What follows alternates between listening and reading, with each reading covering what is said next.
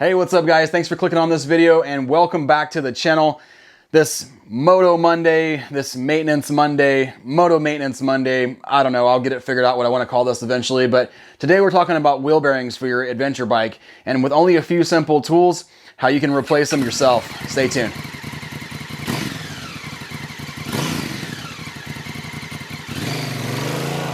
Alright guys, so if you've been around this channel long enough, you know that I'm a stickler for maintenance, especially preventative maintenance. I have a trip coming up here in July, the 10th through the 19th. I'm doing the Idaho BDR with a decent sized group, 7 to 8 people. And I don't want to be that guy that holds everybody up for having a breakdown. I've got my Woody's wheels here. I've got about 20,000 miles on them. And there's a little bit of play in my bearings. So I'm going to go ahead and replace these before the trip. Again, so there's no, it's just no worry when we're on the ride that anything's going to go wrong with these. This process will be the same if you have OEM wheels, aftermarket wheels, a Honda, a KTM, really any adventure bike. The process is going to be very similar. Any dirt bike, it's all going to be about the same. So with only a few simple tools like I have here, you can definitely do this yourself, and I'll show you how it's done.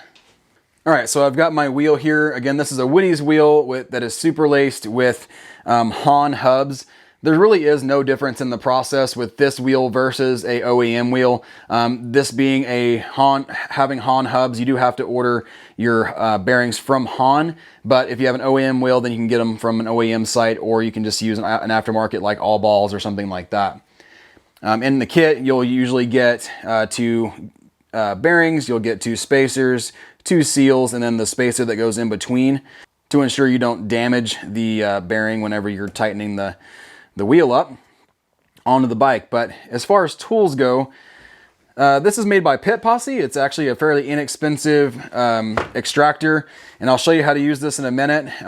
Motion Pro also makes one that is quite a bit more expensive. They also make a combo kit that has these tools all in one kit, but again, you're looking at well over $100 for this, and if this is something that you're only going to use every couple of years, then I would suggest maybe buying a little bit more on the inexpensive side. If you were doing this every day with your own shop, then yes, buy the more expensive tool, but the less expensive tool works just the same. As far as the press tool goes, this is like an exact replica or knockoff of the Motion Pro tool. These are billet aluminum, so it's really no difference in the 2 tools. They've got stamped on the side what sizes they are, and this was a fraction of the cost of what the Motion Pro one cost. Now, if I was doing this every day, had my own shop, then I would go with the more expensive tool for sure. But since I'm not, I only do this once every couple of years on my bikes, then, you know, going with one that's not as expensive all works the same. So let me show you how these tools work. So the extractor tool is very simple. It's got all of these different sizes for different size bearings. For our front wheel bearing here, it is a 20 millimeter, and you'll see that it has this slit in it. It should slide right onto the bearing. Again, 20 millimeter fits it perfect. Just slides right on. And then you have this drift right here. You can see that it's got a pointed end, like a wedge on it, almost like a chisel.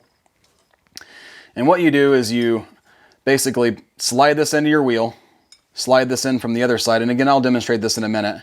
Slide this into your extractor, give it a few taps, and what it does is it expands this and holds it into the bearing, and then you essentially just drive it out. And let's show you how that's done. Okay, so the first thing we're gonna do is we're just gonna remove our spacer that's on this side. You can see this one's pretty worn out. The seal's kind of been cutting into it.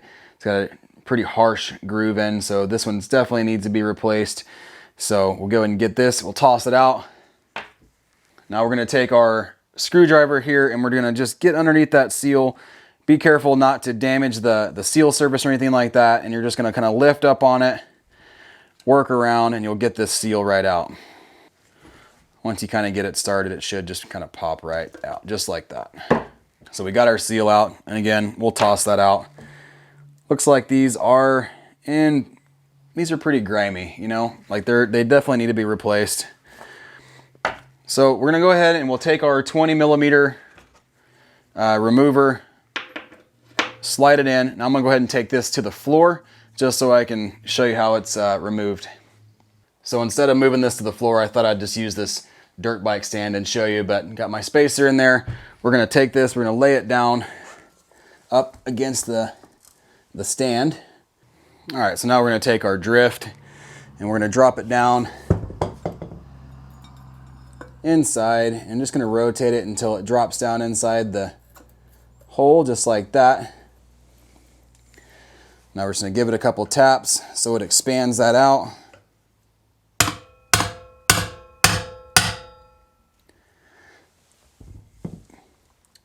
Now we're gonna take our wheel, drop it down in the hole, and the tool should be sticking out right there.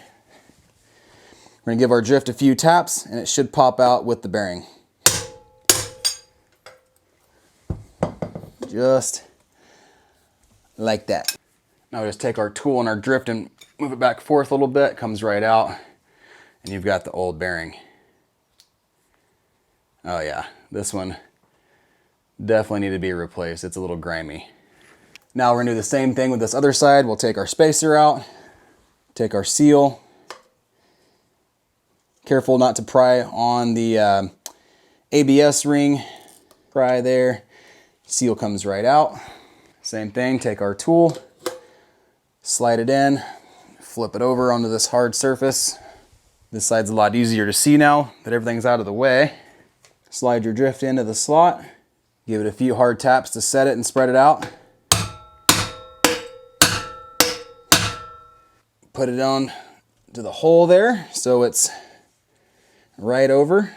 Give it a couple whacks and it should come right out.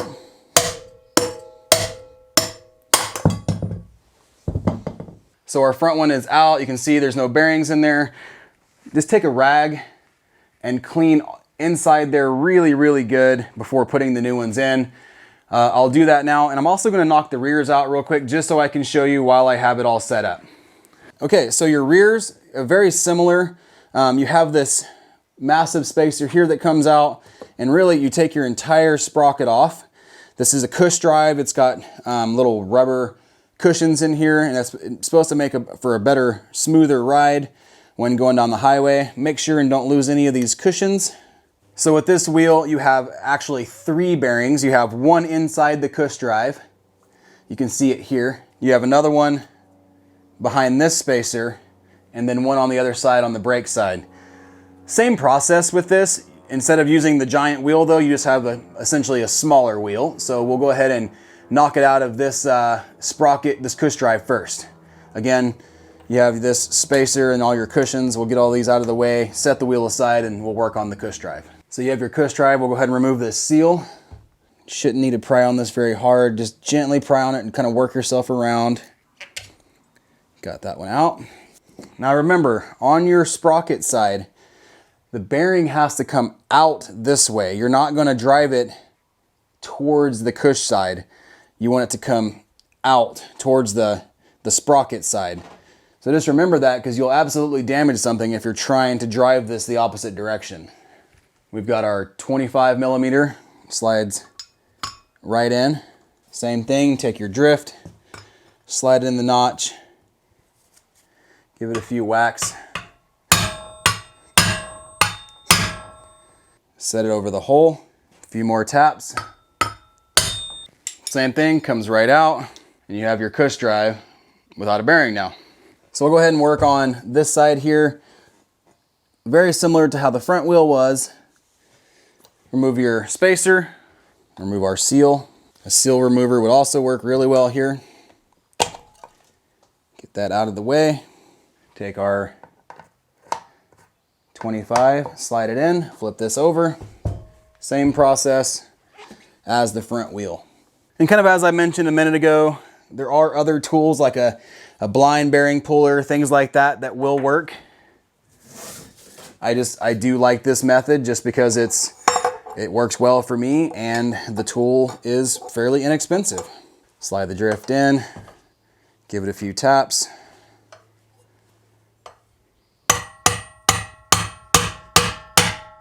Drop it over, knock the bearing out. Repeat the same thing on this side. Remove the seal.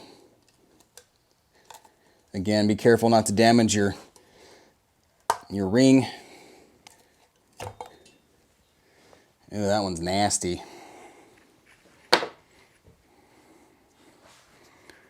Definitely got some water down inside that one. One last time, take your 25 and your drift, flip it over.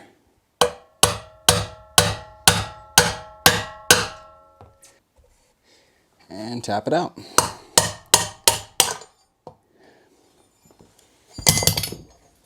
Simple as that. Okay, so like I said, you make sure and clean all this out. There's some like gunky, rusty water in there. Clean that surface out really good, as well as with the front wheel, and I'll show you how to put the bearings in. Okay, so I got this surface all cleaned up, nice and shiny and dry in there. We're gonna do the rear wheel bearings first. You have in the kit 3 wheel bearings. You have your 3 spacers, and then you have your spacer that goes in between inside the hub. So the way this tool works, you have your new bearing, and then you have a driver. It needs to sit right like perfectly with the bearing, right? Not too far out that's going to damage the sealing or the bearing surface inside the hub, and not too much that it damages this inside. And this is a 47 millimeter, and it fits just about perfect. So what we do here, you have your driver. It's a 25 millimeter, fits perfectly down inside there, just like that. It's going to go over just like that. So you take your driving handle, screw this on.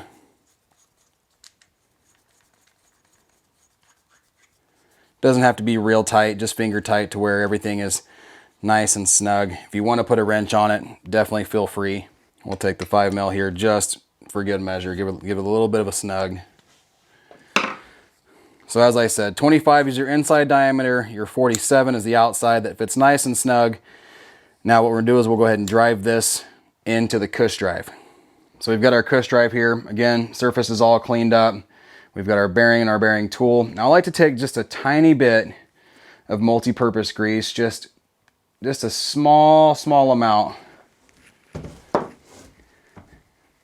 and wipe it just inside this surface all the way around. Now what this does, it just helps the bearing as you're driving it in, gives it a little bit of lubricant so that it seats nice and flush. Again, you can't even really hardly tell that it's in there, just a very thin layer.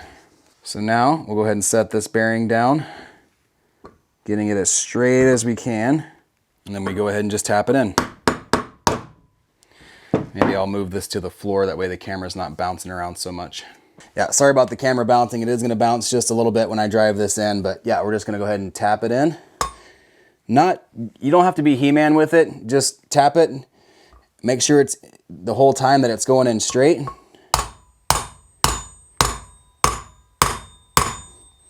Looks like everything's going good so far. Now, you're going to tap this until it bottoms to the lip that's on the inside. You'll hear the tone change as you do that, and we'll see if we can catch it on camera.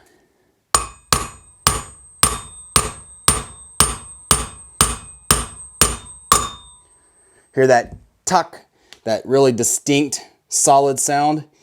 That means we're bottomed out. If you want to just make sure that's bottomed all the way around, just give it a few more little taps. You hear how it has that sound, you know you're all the way down. Go ahead and take this tool off, and we'll put our seal in. So you know what's irritating is when you're in the middle of a job and you realize that your kit didn't come with seals for the rear. So I'll show you how to put the seals in the front, and I'll be on the phone in the morning trying to get some seals sent to me. So I hate it when kits are incomplete, but yep, no big deal. We'll show you how to do this in the front. Basically what you're gonna do, just real quick, I have an old seal here. You're gonna drive this in until it's flush, and then kind of the same thing, you're gonna do the same exact way that you drove your bearing in on your cush. You're gonna do it on the hub here. And then you'll put your seal on this side, flip it over. Actually, I'll show it to you. We can at least do that without doing the seals. So like I said, same exact process. We're gonna take our bearing, we're gonna put it on here, onto our driver.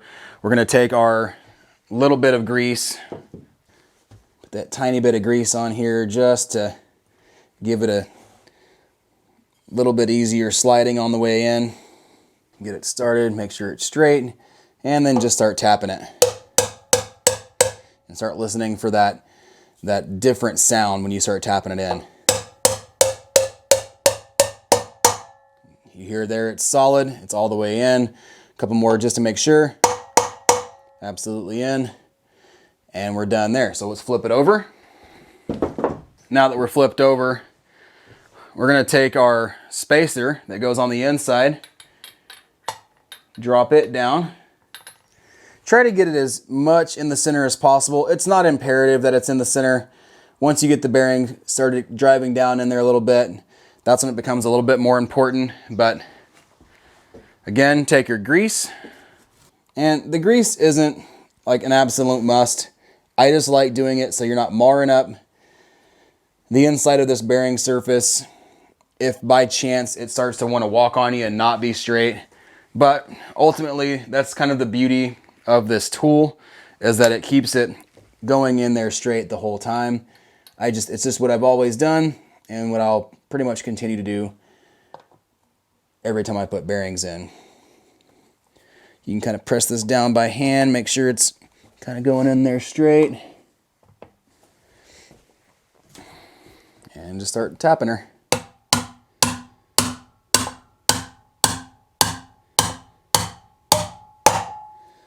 You hear that sound? It's different.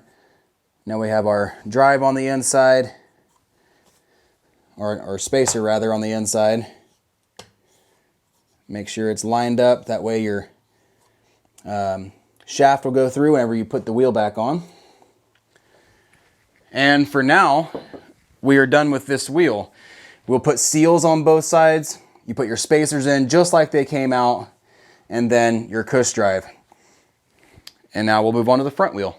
So I'm not gonna show you exactly how to put the rear back together, but it's essentially the exact same way it came apart. So if you're not sure how it came apart, just rewind this video and do everything in reverse. So I'm gonna move on to the front wheel. I'm sorry guys that the rear wheel didn't come with the seals as it was supposed to, but things happen, and we'll just move on.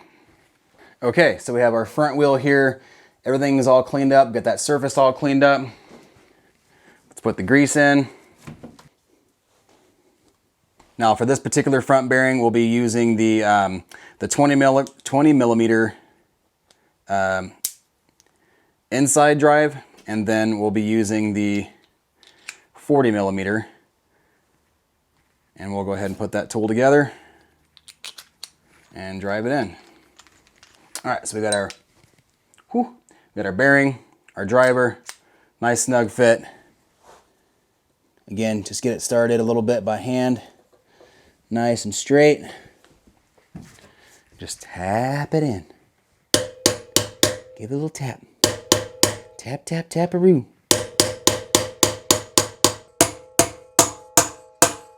And we're bottomed out. So now we have our seal, which how the rear should have came, but we'll do it with the front. Seals are actually really easy. You just set them in there, and you can usually just press them in by hand. Just try not to press them in too deep. Make sure they're just flush all the way around, even with the lip of the hub. You make sure you can get them straight, because if you don't, they get a little bit twisted and they can possibly come out. This one's perfect. So now we're going to take our wheel, we're going to flip it over just like we did with the other one. Take our spacer, drop it down in there. Your new bearing, your driver, and grease our hole. Ensure that our spacer on the inside is about as centered as we can get it. Start putting the bearing in.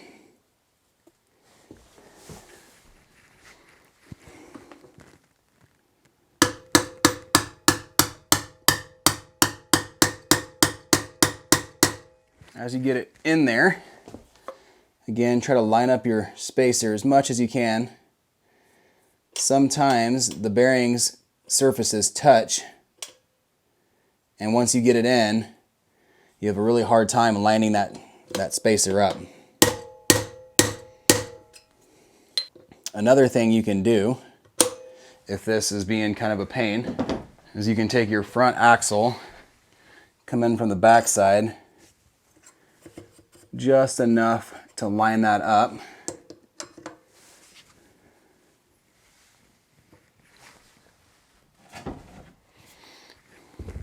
Notice that my axle isn't sticking up all the way. It's just about halfway in to line up that spacer on the inside.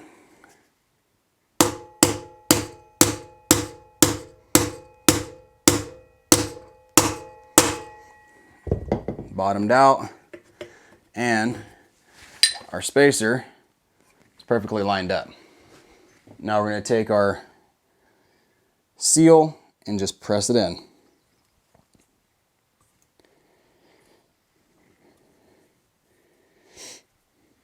And that one's good to go.